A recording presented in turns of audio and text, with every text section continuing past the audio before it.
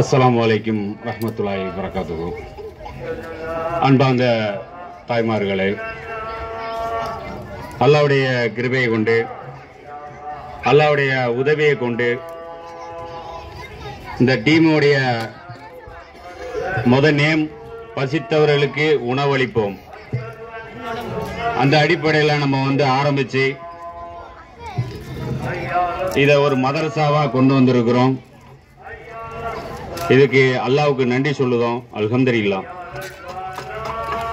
அதாவது இவ்வளவு பிள்ளைகளும் இன்னைக்கு அழகான முறையில் ஒவ்வொரு விஷயமும் செய்யும் போது எங்களுக்கு ஒரு சந்தோஷம் அதிகமாக இருக்கு. நம்ம ஒரு சாதாரணமாக ஆரம்பித்தோம். அந்த மதரசால இந்த மாதிரி பிள்ளைகள் குரானையும் ஹதீஸையும் தெரிந்து அது அடிப்படையில் நிறைய விஷயத்தை சொன்ன காரணத்தினால நம்ம ரொம்ப சந்தோஷப்படுறோம். அல்லாஹ்வுக்கே எல்லா புகழும். நாங்கள் இந்த மதரசா கஷ்டப்பட்டு தான் இதை நடத்திக்கிட்டு இருக்கிறோம். அந்த கஷ்டத்துக்கு மீறி இன்னைக்கு பார்த்ததுல ரொம்ப சந்தோஷப்பட்டோம். அந்த கஷ்டம் எங்களுக்கு ஒன்றும் தெரியவில்லை. அல்லாஹ்வுக்கே எல்லா புகழும். அல்ஹம்துலில்லாஹ். அதாவது இந்த குரூப்போடைய பணிகள் ஏராளம் இருக்கு. அதாவது நாங்கள் ஒரு 6 வருஷமாக இந்த பணியை நம்ம செய்துட்டு இருக்கிறோம். அதாவது பசித்தவர்களுக்கு உணவளிப்பது, அடுத்த ஏழைகளுக்கு வாழ்வாதாரத்துக்காண்டி உதவி செய்வது, அடுத்து மருத்துவ தேவைக்காண்டி உதவி செய்வது, இன்னும் ஏராளம் பணிகளை நம்ம இந்த குறிப்பிட்ட சார்பாக செய்துகிட்டு தான் இருக்கிறோம். அதை தொடர்ந்து தான் இந்த மதரசாவும் இயங்கிட்டு இருக்கு. முழுக்க முழுக்க இதுல நிறைய சகோதரர்கள் இதுக்கு உதவி செய்துட்டு இருக்கிறாங்க. அல்லாஹ் அருள் செய்யட்டும் அவர்களுக்கு.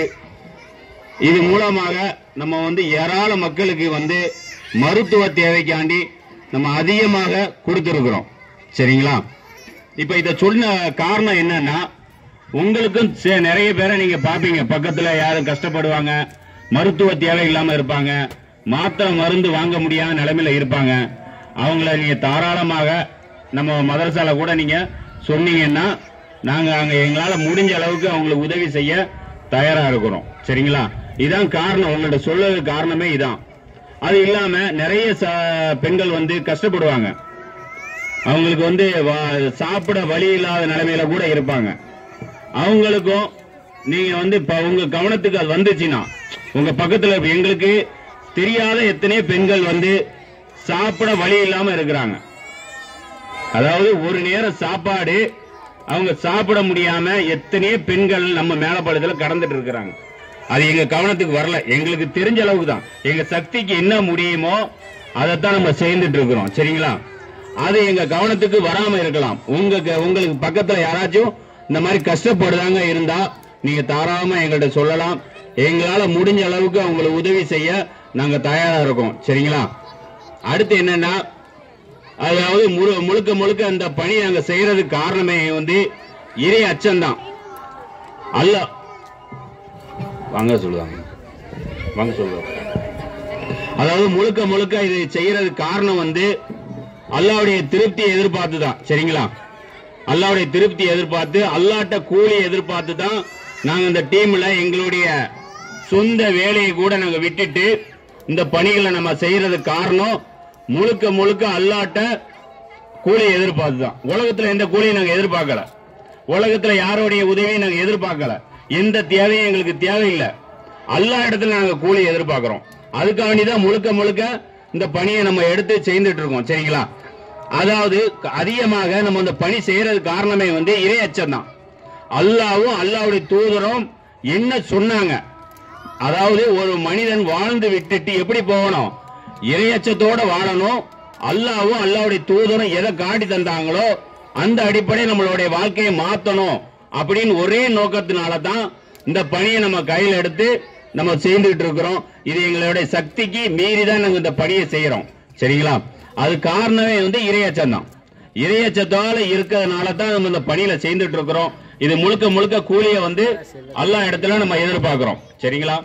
அதுல குறிப்பா உங்க பக்கத்துல யாராச்சும் அந்த மாதிரி கஷ்டப்படுறாங்க இருந்தா நீங்க தாராளமா எங்கள்கிட்ட சொல்லுங்க. நாங்க அவங்களுக்கு என்ன உதவியோ அதை செய்வோம் கண்டிப்பா. அடுத்து இன்னொரு விஷயம் என்ன சொல்லணும்னா, இப்போ அதிகமான மக்களுக்கு வந்து சிறுக்குன்னா என்னன்னே தெரியாம இருக்கிறாங்க. அதை தெளிவுபடுத்தி ஆகணும் கண்டிப்பா. ஏன்னா சிறுக்கு வந்து பெரும் ஆபத்து. சரிங்களா? அதுல சில பேருக்கு தெரிஞ்சிருக்கலாம், சில பேருக்கு தெரியாம இருக்கலாம்.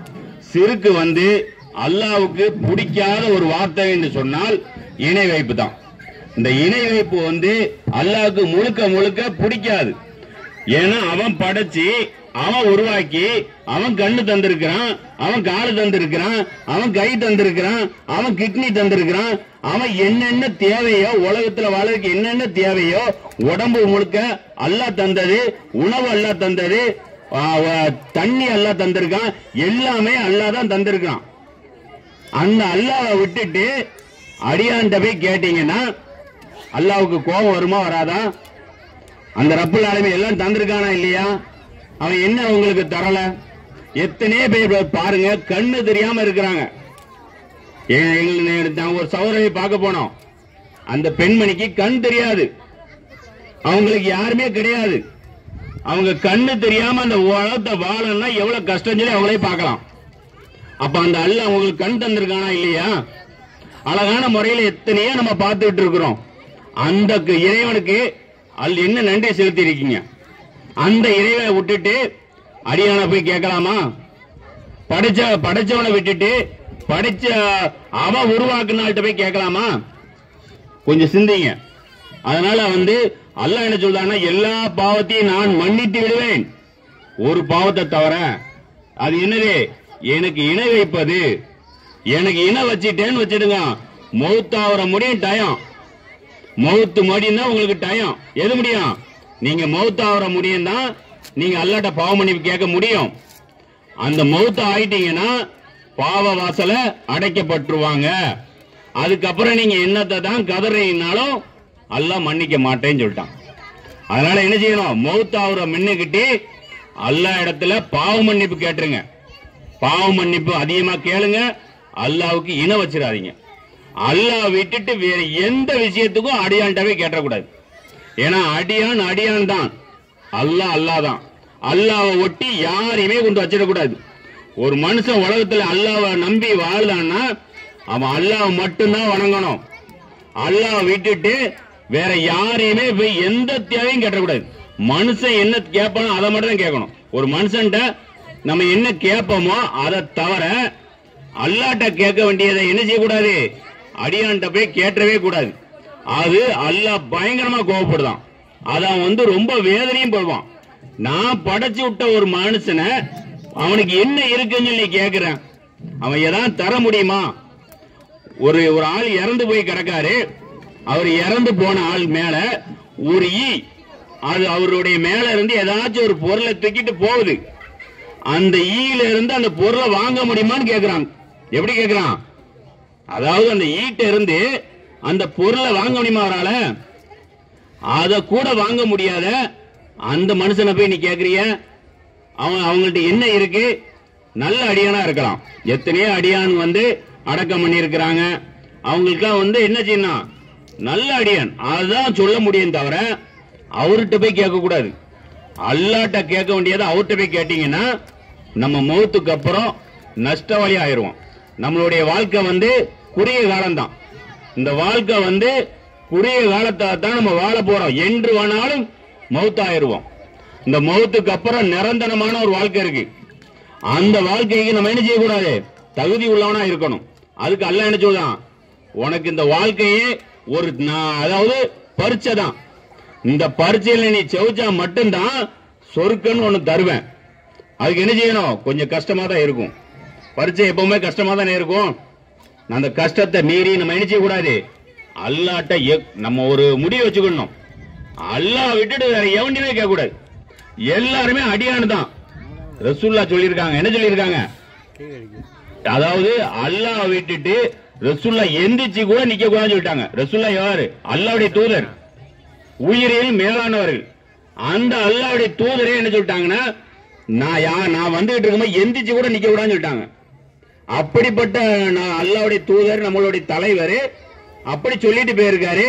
நம்ம என்ன செய்யறோம்? அடியான்ட்ட போய் கேட்கிறோம், தர்கால போய் நிக்கிறோம், எண்ணெய் வாங்கி ஊத்துறோம். ஏன்னா அப்புறம் பத்தி